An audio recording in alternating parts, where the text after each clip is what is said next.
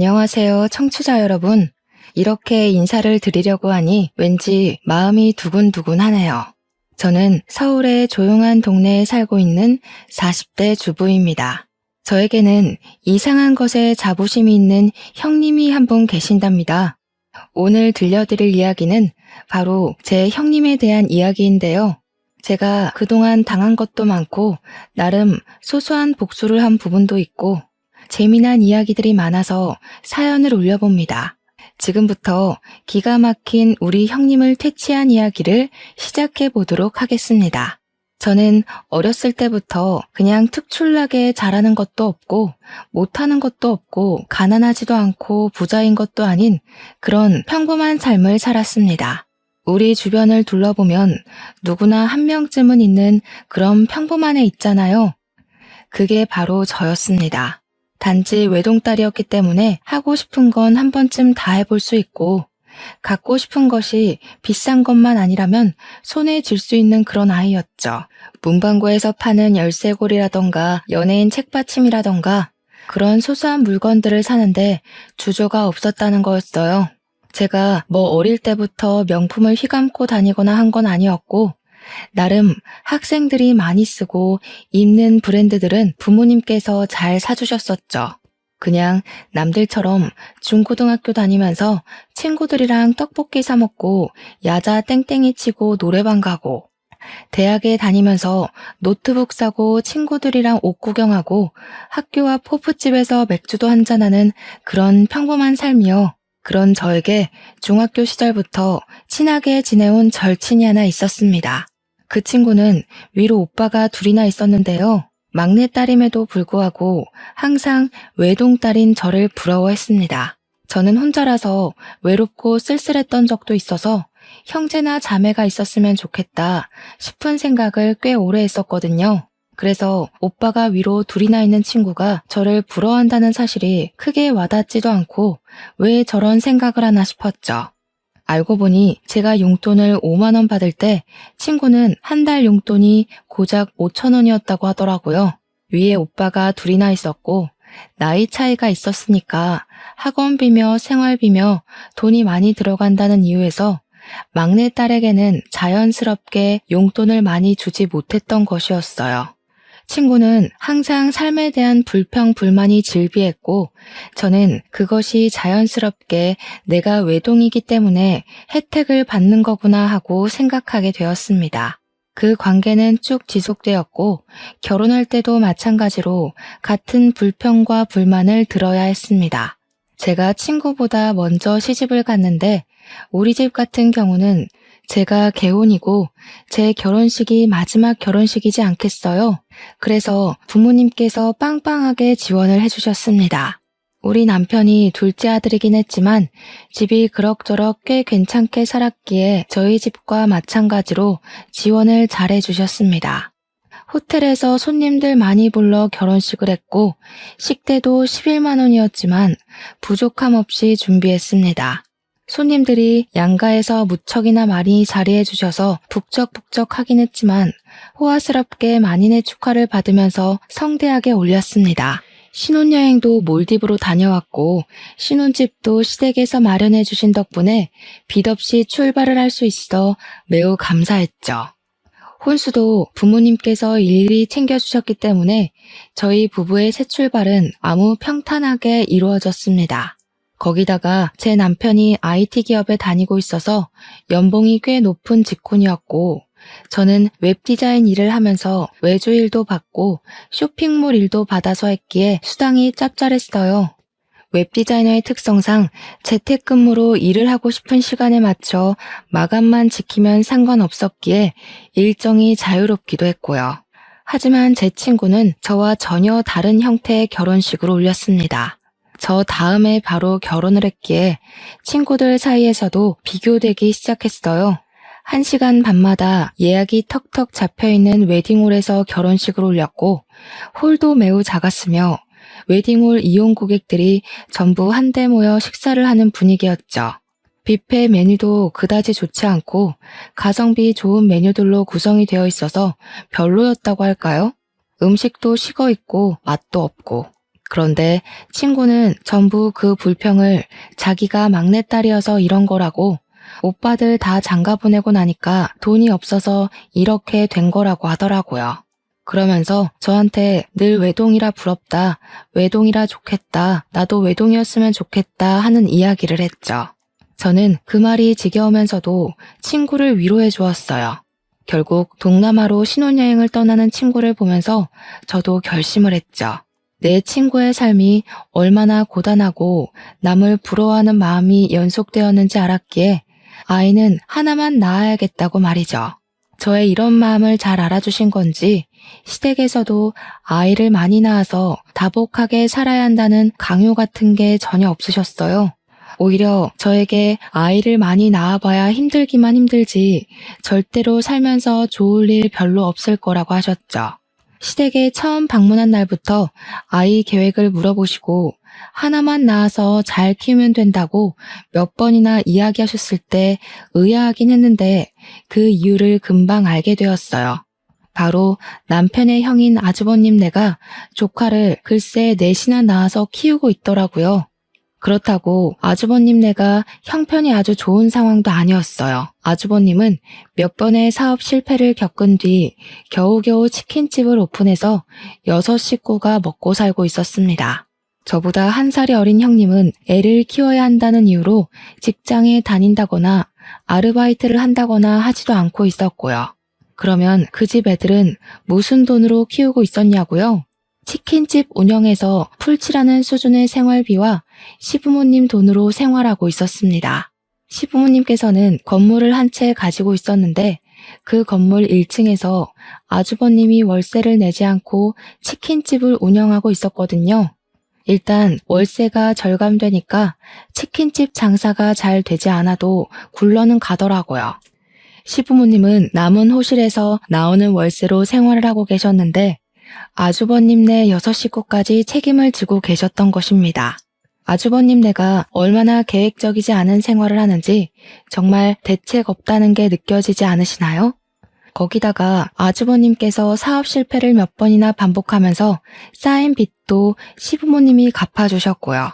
더 대책 없게도 빚 갚아준 걸로 끝이 아니라 아예 시부모님 댁에서 기생하듯 살고 있었어요. 저라면 너무나도 쪽팔리고 부끄러워서 시부모님께 고분고분 말 잘 들으며 생활할 것 같은데 우리 형님은 상당히 뻔뻔한 여자였습니다.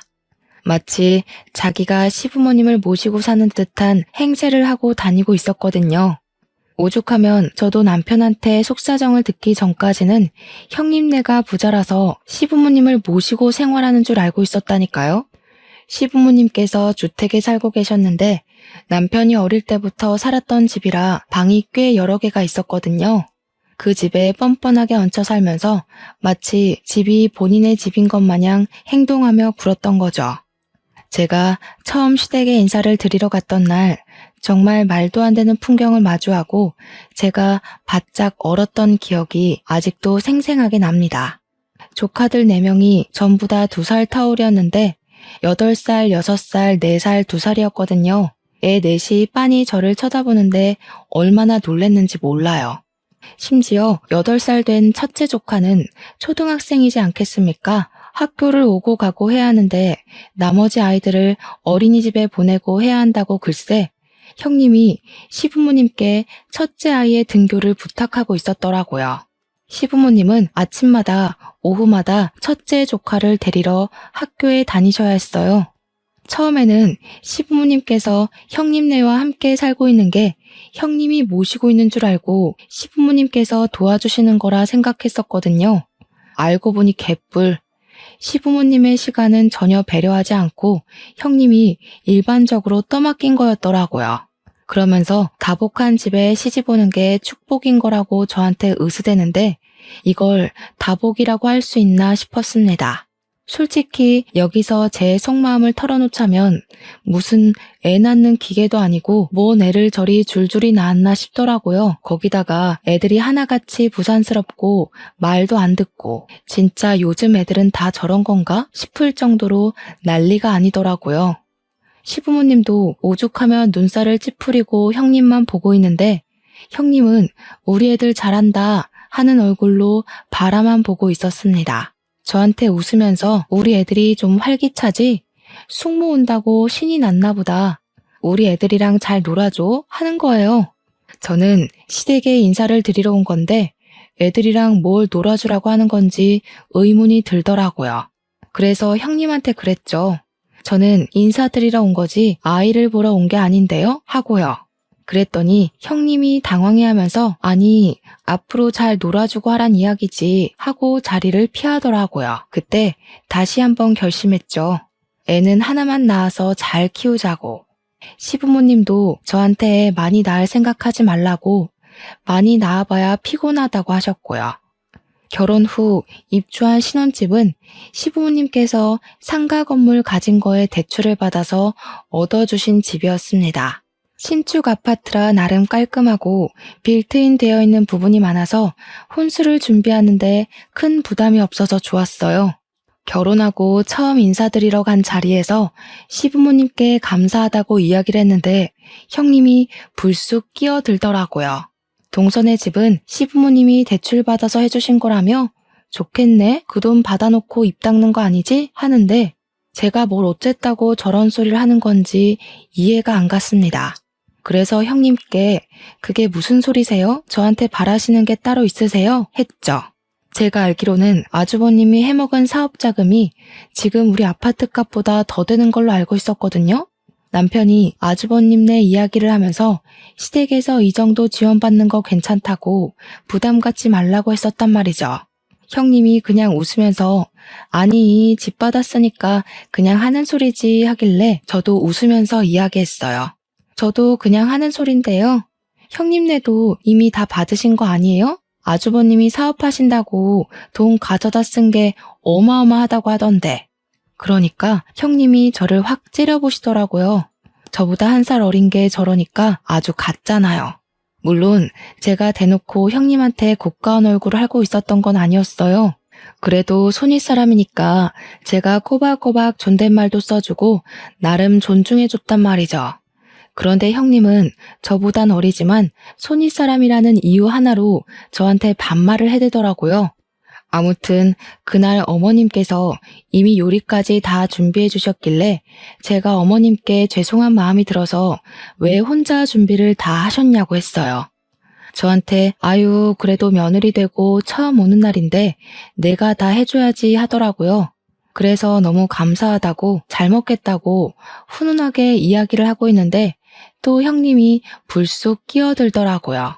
오늘까지만 대접받는 거니까 다음부터는 미리미리 와서 준비도 좀 하고 일손도 돕고 하는 거야 알겠어? 이러더라고요. 저랑 어머님이랑 둘 다 어이가 없어서 아무 소리 안 하고 가만히 있으니까 거실에 가더라고요. 제가 어머님께 형님은 뭐 좀 도와주셨어요? 하니까 피식 웃으시면서 고개를 절레절레 젓더라고요. 애 넷 키운다고 손 하나 까딱 안 해. 아주 피곤해 죽겠어 하시는데 같이 사는 어머님이 너무나도 불쌍해졌어요. 식탁에 다 차리고 온 가족이 둘러앉아서 밥을 먹으려고 하는데 형님이 제 무릎 위에 막내 조카를 떡하니 올리더라고요. 우리 막내 조카가 2살이거든요.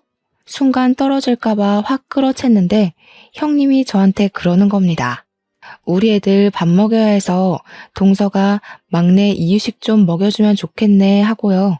그러면서 이유식 그릇을 쓱 내미는데 제가 당황스러운 얼굴로 형님을 보고 있으니 시모가 자기가 먹여주겠다며 아이를 데려가려고 했어요. 그러니까 형님이 시모한테 어머님은 첫째 챙겨주셔야죠. 생선살 좀 발라주세요 하더라고요. 기가 막혀서. 우리 남편 보고는 셋째 조카가 워낙 우리 남편을 좋아한다면서 숟가락에 반찬만 좀 올려주라고 하는데 도대체 누구를 위한 밥상인지 모르겠더라고요. 그 와중에 아주버님은 평온하게 지 밥 처먹고 있는 거 있죠? 시모가 내 눈치를 보는데 여기서 뒤집어 엎을까 말까 고민이 되더라고요. 일단 애들 밥부터 먹이고 생각해봐야겠다 싶어서 2살짜리 막내 조카 이유식을 먹이고 있는데 애가 깔끔하게 먹으면 얼마나 깔끔하게 먹겠습니까? 질질 흘리고 난리가 나고 아기 의자도 없어서 애를 안고 밥을 먹어야 했어요. 불편하기도 하고 제 옷에 이유식 다 흘려서 더러워지고 그냥 빨리 애 밥부터 먹어야겠다는 생각에 흘리든지 말든지 신경 안 쓰고 떠먹이고 있는데 형님이 피식 웃으면서 그러는 거예요. 그렇게 요령이 없어서 어떻게 하냐고요. 아니, 내가 애를 키워본 것도 아니고 당연히 요령 같은 걸 모르지 않겠어요? 우리 애들 옷 다 빨아야겠다고 동서가 세탁기 돌리고 가라는데 여기서 참으면 호구되겠더라고요. 형님, 이 옷 얼마짜린 줄 아세요?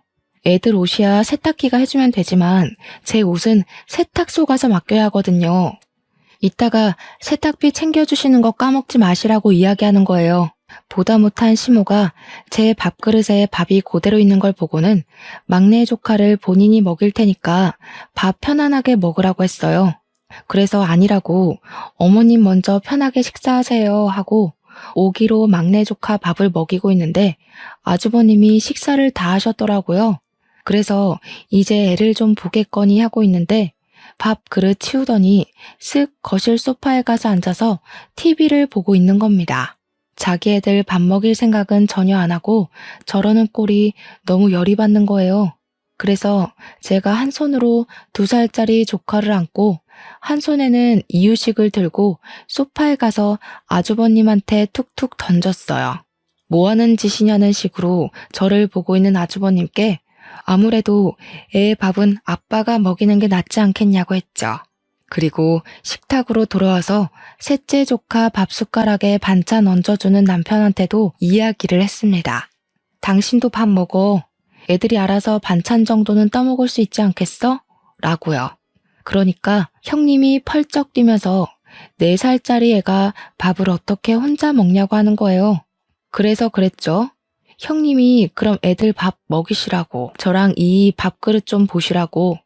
형님이랑 아주버님이 식사 다 하실 동안 우리는 밥 한 술 제대로 못 든 거 안 보이냐고.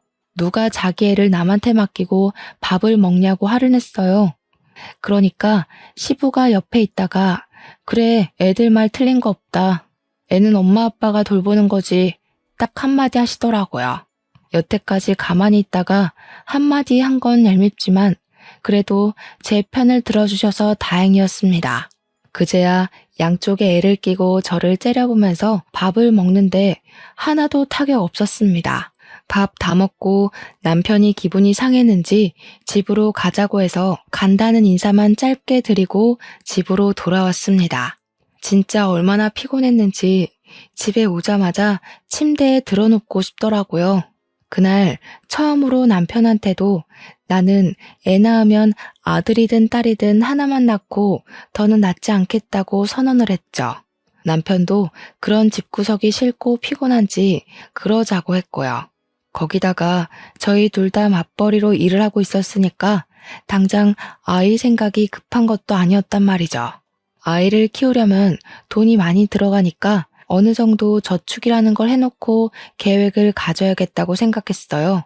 그래서 신혼을 한 1, 2년 정도 즐기고 아이를 갖자고 약속을 했죠. 그러던 어느 날 시부모님께서 지방의 친척 결혼식에 참석을 해야 한다고 내려가셨어요. 아니나 다를까 형님에게서 연락이 바로 오더라고요.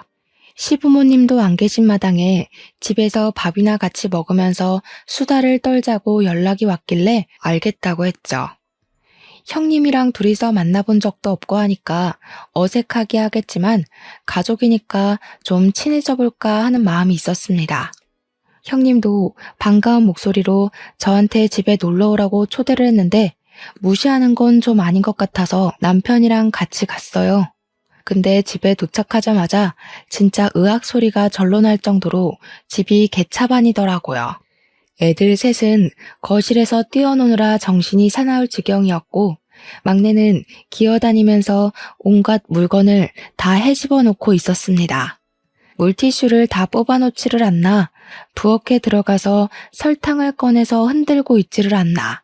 우리 형님이 그제야 조금 불쌍한 마음이 들어서 이걸 다 어찌 치우나 싶어서 보고 있는데 형님이 저를 부르시는 거예요. 아니 동서, 그렇게 멍하니 있으면 어떡해. 우리 애가 조미료라도 먹었으면 어떡할 뻔했어. 당장 와서 치워줘야지. 이러는 거예요. 근데 솔직히 조미료통 던지는 소리가 나기 전까지 막내가 부엌에 있는 것도 저는 몰랐거든요. 워낙 나머지 조카 셋이 시끄럽게 거실에서 뛰어다니고 있어서 막내가 뭘 하는지 알 수가 없었어요. 그래서 몰랐죠. 애들이 시끄럽게 굴어서 막내가 부엌에 있는 것도 몰랐어요. 하고 대꾸를 했죠. 그랬더니 저한테 자랑이야 그게? 이러는 겁니다. 순간 이건 무슨 개뼈다귀 같은 이야기인가 싶어서 인상을 팍 쓰고 네? 하고 물어봤어요. 그러니까 저한테 자랑이냐고. 나중에 애는 어떻게 키우려고 하냐고 그러다가 애가 큰 사고 나는 거라는데 제가 어이가 없어서 웃었어요. 형님도 몰랐잖아요. 그래서 애들 큰 사고 났어요. 아주버님은 거실 소파에 앉아서 TV 보고 계신데 왜 저한테 그러세요? 했죠. 그러니까 형님이 참나 이런 소리만 내시더라고요. 형님, 얘 부모는 제가 아니라 형님이랑 아주버님이잖아요. 왜 형님 아이를 저한테 보라고 하세요? 했어요. 애 아빠도 가만히 있는 마당에 저한테 이러는 거 너무 선 넘는 일 아닌가 싶어서 그냥 대놓고 이야기를 했더니 형님이 저를 또 째려보더라고요. 시부모님도 안 계시겠다. 내가 여기서 막 나가도 상관없겠구나 싶었어요. 누가 보면 제가 아기 아빠인 줄 알겠어요. 호호호 하고 웃으니까 그제 아주버님이 저를 힐끗 보더라고요. 저는 그런 아주버님을 보면서 웃으면서 한마디 더 보탰죠. 형님, 애들 사고 안 치게 잘 보셔야겠어요. 누구 닮아서 애들이 이렇게 정신 사나워요? 하고요. 형님은 부들부들 떨더라고요. 솔직히 두 번째 보는 거지만 집에서 손 하나 까딱 안 하는 주제에 뭘 그리 시킬 게 많은 건지 자기가 손윗사람이라고 유세 떠는 거밖에 더 되겠어요? 일단 저녁 먹자고 부른 거니까 뭐 드실 거냐고 하니까 밖에 나가서 먹자고 하시더라고요. 설거지하기 귀찮다는 이유였는데 솔직히 저한테 설거지 시킬 것 같다는 생각이 들어서 저도 나가서 먹는 게 나을 것 같긴 했어요. 그런데 애가 넷이잖아요. 이 애들을 다 데리고 나가서 밥을 먹을 수 있을까 싶어서 그냥 시켜 먹자고 했습니다. 분리수거만 하면 되니까 오히려 그게 나을 것 같았거든요. 그랬더니 오랜만에 나가서 동선애한테 갈비를 좀 얻어먹고 싶었다는 게 아니겠어요? 형님이 우리 애들이 고기 타령을 하도 해서 우리 부부를 부른 거라며 소갈비를 좀 사줬으면 좋겠다는 겁니다. 솔직히 갈비 못 사줄 형편은 아니니까 사줘도 되죠. 근데 뻔뻔하게 저러니까 괜히 더 사주기 싫어지는 마음이 들더라고요. 그 와중에 아주버님은 소갈비 맛있겠네. 여기 괜찮은 집 있는데 거기로 가자고 옷 걸치고 있고요. 남편을 쓱 쳐다보니까 남편이 그냥 소갈비 한번 사주고 말자는 식으로 말하길래 알겠다고 했어요. 싱글벙글 난리가 난 형님네 6식구 끌고 소갈비 집에 갔는데 조카들이 막내랑 셋째 빼고 다 어느 정도 컸잖아요.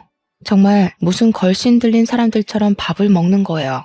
형님이고 아주버님이고 갈비 처음 먹는 사람처럼 정말 뒤에서 누가 쫓아오는 사람처럼 밥을 먹는데 오죽하면 제가 더 시키면 되니까 제발 천천히 드시라고 할 정도였다니까요.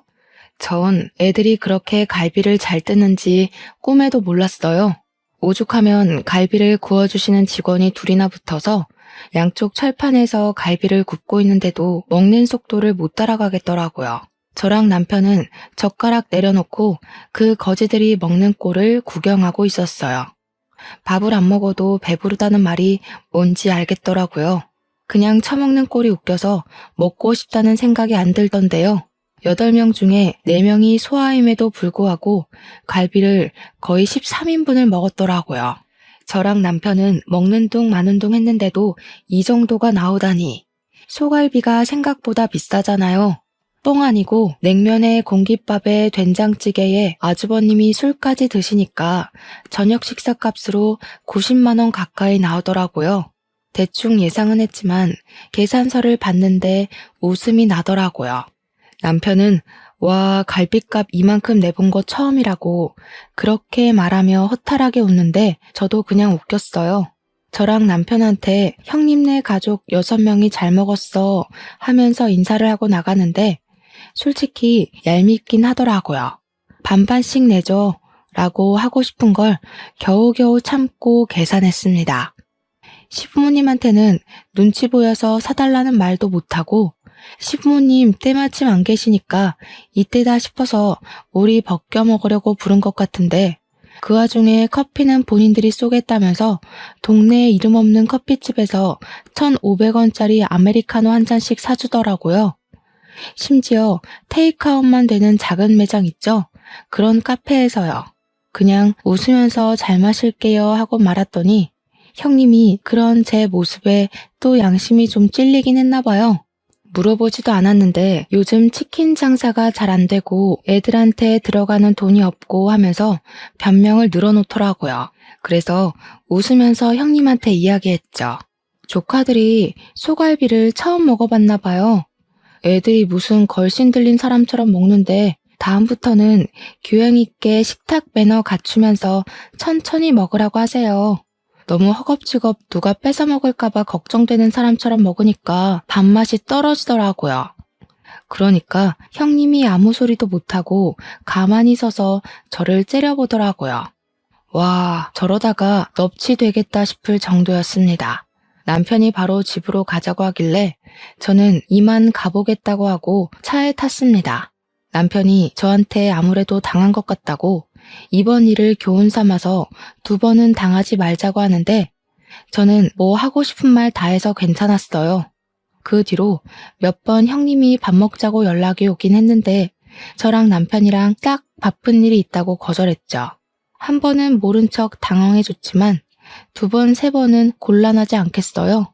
그러던 어느 날 형님이 되게 아무렇지 않게 저한테 백화점 구경을 하자고 연락이 왔습니다. 백화점에서도 옷 사달라, 신발 사달라 할 것 같아서 저도 만반의 준비를 하고 백화점으로 갔죠. 아니나 다를까 첫째 시조카 겨울 패딩이 없어서 패딩을 하나 보러 왔다고 먼저 멘트를 날리더라고요. 저한테 이거 어때? 저거 어때? 하면서 이 브랜드 저 브랜드 돌아다니면서 옷을 보여주는데 시큰둥하게 반응했습니다. 애들 옷이 다 거기서 거기고 금방금방 크는데 굳이 브랜드 옷 사입힐 필요 있나 싶어서였죠. 그래도 자꾸 물어보길래 A 브랜드보다는 B 브랜드가 나은 것 같다고 내구성이 훨씬 좋아 보인다고 말을 했어요. 제가 쇼핑몰 웹디자인 일을 하면서 원단 같은 것도 여러 개 보고 곁눈질로 배운 게 있으니까 옷은 또 조금 알거든요. 형님이 일하는 동서가 잘 알겠지 하면서 B 브랜드 옷을 사야겠다는 거예요. 그러더니 따라 나온 첫째 조카한테 갑자기 숙모한테 잘 입을게요 하고 인사해 하는 겁니다. 제가 어이가 없는 표정으로 쳐다보니까 이제 곧 크리스마스니까 선물 미리 준다고 생각하라는 겁니다. 그래서 제가 일부러 깔깔 웃으면서 이제 11월인데 무슨 크리스마스 선물을 미리 줘요 했어요. 그러니까 조카한테 이런 거 하나 못 해주냐고. 동선에는 맞벌이잖아. 애도 없고. 우리 애 패딩도 없이 추운데 벌벌 떨고 다니라는 거야? 하는데 저한테 무슨 패딩 맡겨놓으셨냐고 물어보니까 가격 얼마 안 한다고 10만 원대니까 하나만 사주래요. 가게 앞에서 징징거리며 큰 소리로 저한테 이야기를 하는데 이건 새로운 구걸 방법인가 싶었죠. 우리 둘째랑 셋째도 맨날 옷을 물려입기만 하니까 날 같다고 싫어하더라.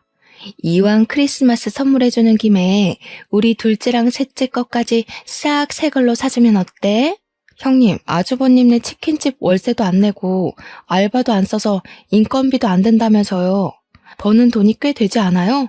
왜 맨날 구걸을 하세요? 구걸?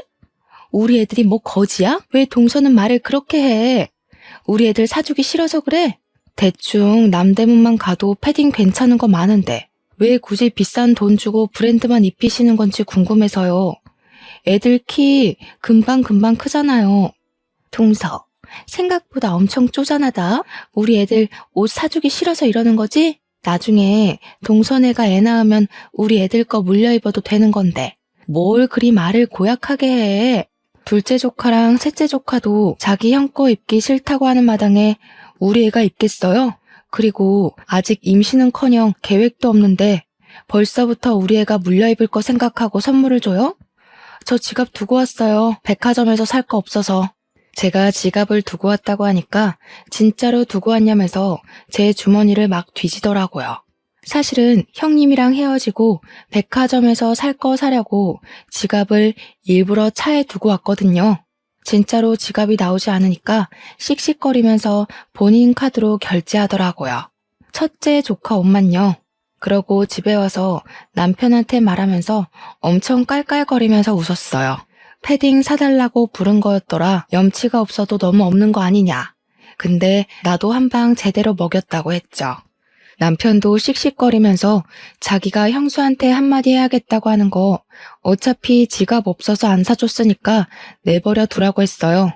그렇게 한 달쯤 더 지나서 진짜 크리스마스가 왔고 다른 건 몰라도 시부모님 선물은 챙겨야겠다 싶어서 이것저것 준비를 했습니다. 저희 쇼핑몰에 엄청 질 좋은 울 코트가 나왔길래 어머님이 좋아하실 것 같은 딥그린 색상으로 한 벌 준비하고 홍삼이랑 영양제도 잔뜩 챙겨서 갔어요. 어머님께 크리스마스 선물이라고 코트를 보여드리니까 너무 좋아하셨어요. 좌르르 떨어지는 울코트 질감에 색상도 너무 고급스럽다고 무척이나 좋아하셨습니다. 아버님께는 등산 다니실 때 입기 좋은 가벼운데 내구성 좋은 방수 패딩 하나 해드렸더니 최고의 선물이라고 좋아하셨고요. 어머님께서 코트가 너무 비싸 보여서 이걸 어떻게 입고 다니냐고 너무 좋다, 예쁘다 난리가 나셨는데 형님이 또 불쑥 끼어들대요. 동서, 내 건 없어? 이러면서 입을 삐죽이는데 제가 왜 형님 걸 준비해야 하는지 그러면서 제가 웃으면서 형님이 아랫사람 선물을 준비하셨어야죠. 제 거는 준비 안 하셨어요? 했죠. 그랬더니 형님이 저한테 내가 동서보다 1살 어린 거 몰라? 하는 거예요. 제가 아무 소리 안 하니까 시모한테 가서 어머님 저 이거 한 번만 입어보면 안 돼요? 하더라고요. 시모가 우리 둘째 며느리가 사준 건데 그걸 네가 왜 입어보니? 하고 톡 쏘니까 같이 살면 나눠 입어도 되는 거 아니냐고. 그러더니 쏙 가져가서 지 몸에 걸쳐보는데 어머님이 키가 크시거든요. 형님은 정말 땅꼬마고요. 코트가 길게 늘어지는 그 모양이 꼭 어른 옷 훔쳐 입은 것 같고 웃기더라고요. 형님은 기장이 영 안 맞아서 남의 옷 훔쳐 입은 것 같고 별로네요. 어머님 드리는 거니까 꼭 혼자 입으세요. 그러니까 형님이 갑자기 서럽다면서 눈물을 뚝뚝 흘리는 거예요. 우리 없이 산다고 지금 무시하는 거지? 그렇게 마음을 곱게 쓰지 않으니까 애가 안 생기는 거야. 아이 낳고 사는 게 얼마나 다복한 건지 알아? 북적북적 사는 게 좋은 거라고. 나중에 우리 애들 다 커서 우리 가족 노후 준비할 때 동선에는 애 하나 없어서 손가락 빨고 있을걸? 애 많이 낳고 사는 게 애국하는 거야. 동선에는 매국노라고. 형님, 애 많이 낳고 사는 거 능력 있으면 좋은 거죠. 그런데 형님네는 능력도 없잖아요. 맨날 애들 구걸시켜서 얻어먹고 얻어입히면서 그게 무슨 소리예요? 뭐? 구걸? 너 지금 우리 애들 거지 취급했어? 맞는 말이지, 형수.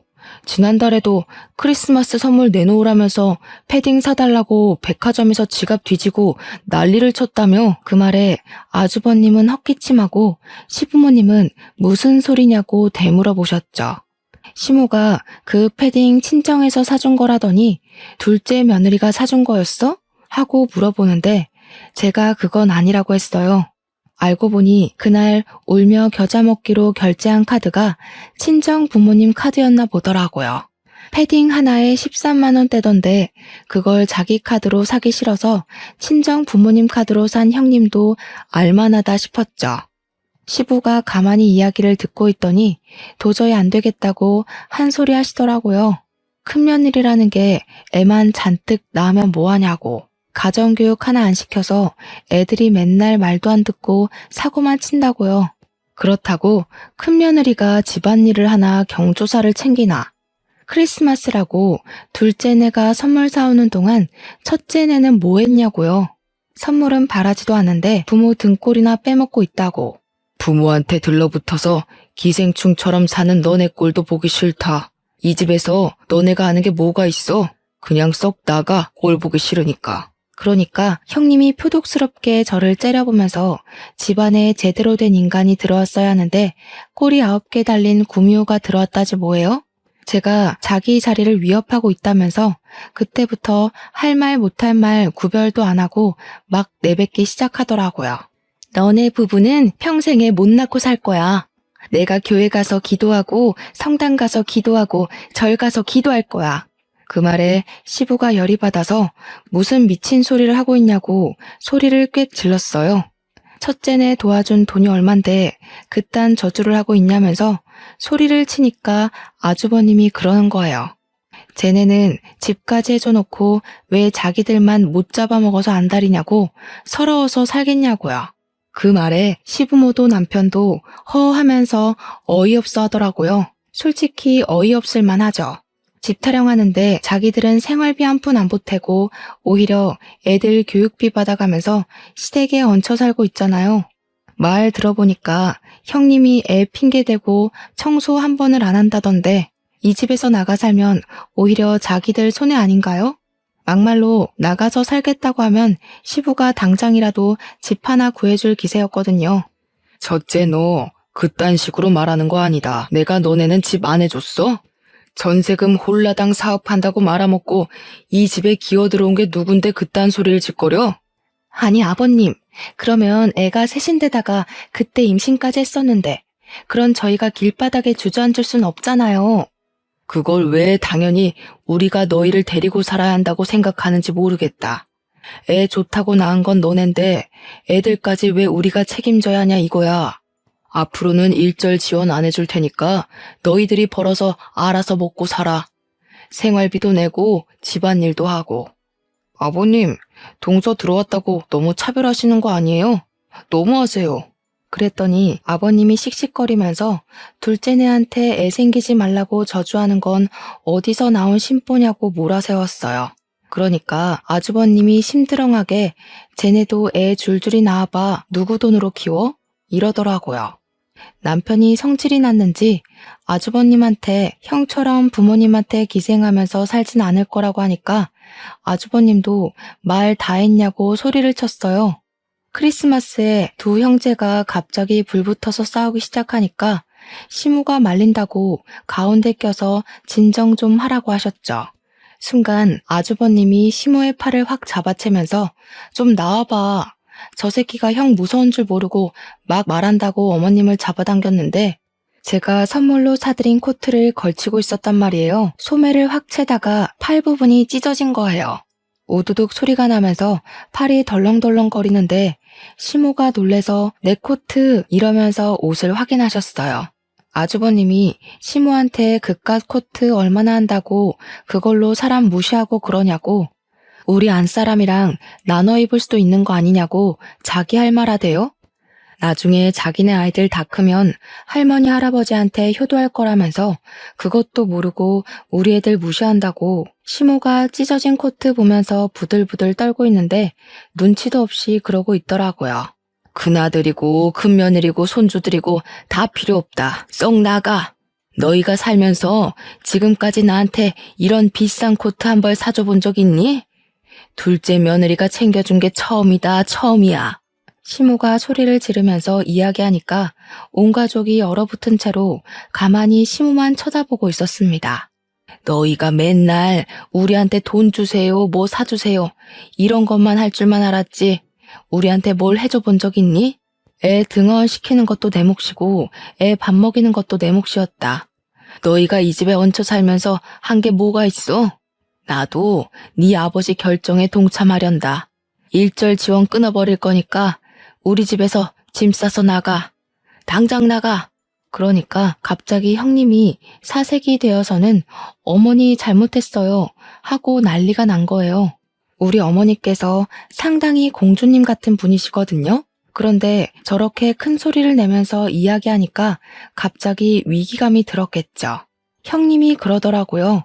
저한테 질투심이 생겨서 그런 거라고 손이 발이 되도록 막 빌고 있더라고요. 솔직히 시부가 지원 안 하겠다고 하는 말까지 흘려드린 것 같아요. 매번 저런 식으로 말해도 결국에는 돈을 쥐어주셨으니까요. 시무가 집 나가라고 하니까 그제야 발등에 불이 떨어진 거죠. 절대 못 나간다고. 자기들이 여기 아니면 어디 가냐고 하는데 시부가 코웃음을 치면서 그러더라고요. 치킨집도 앞으로 건물 월세 내고 쓰라고 너네도 벌만큼 버는 거 아니냐고 했어요. 정 오갈 데 없으면 친정이라도 가서 빌붙어서 살라고. 그러니까 아주버님이 월세 내면 우리 입이 6갠데 그럼 먹고 살 수 없다고 생활비도 안 남는다고 했죠. 시부가 자기 할 바 아니라고 여태 편히 봐줬으면 된 거 아니냐, 유지 못하겠으면 가게 빼라고 호통을 쳤어요.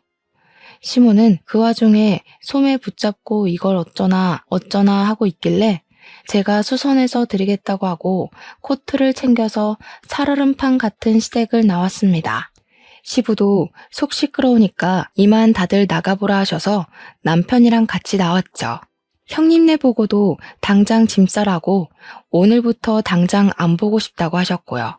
그렇게 크리스마스를 보냈고 형님네는 날 추워서 못 나가겠다고 버티고 있던 걸 시부모님이 손수 짐까지 싸서 밖에다가 내던졌다고 하더라고요. 결국 형님네는 친정으로 가게 됐고 방 한켠에 6 식구 다리도 제대로 못 벗고 자면서 눈칫밥 먹고 있다고 하더라고요. 새해는 밝았고 저는 코트 수선해서 시댁에 가져다 드렸는데 은근슬쩍 짐 싸들고 시댁에 온 형님네에는 문도 안 열어주시더라고요. 집안에서 형님네 갈 때까지 숨죽여 있는 동안 웃음이 얼마나 터졌는지 모르겠네요. 저한테 못 볼 꼴 다 보여서 미안하다고 하시는데 괜찮다고 그동안 속이 얼마나 상하셨겠냐고 위로하면서 여우짓 좀 했죠. 그렇게 6개월이 더 지나고 우리 부부는 계획대로 임신에 성공했고 지금은 임신 8개월 차 만삭에 다다르고 있습니다. 처음에 제가 아이 가졌다고 했을 때 시댁에서 좀 뜨뜨미시근하게 굴었는데 제가 임신하고 나서 남편이 정관 수술을 했거든요. 우리 인생에는 아이 하나뿐이라고. 시댁에 딱 공표하고 나니까 그제야 너무 잘했다고 축하해 주시더라고요. 아이 하나만 낳고 잘 살면 그걸로 됐다고 하시면서 우리 남편 보고 태어나서 제일 잘한 일이 정관 수술한 거라고 칭찬을 해주셨어요. 우리 남편은 이걸 좋아해야 하는 건지 말아야 하는 건지 모르겠다고 갸우뚱하고 있었고요. 형님네는 그 이후로 아직까지 시댁에 발은 못 들이밀고 있는데 제가 임신했다는 소식은 어디서 들은 건지 저한테 연락이 왔더라고요.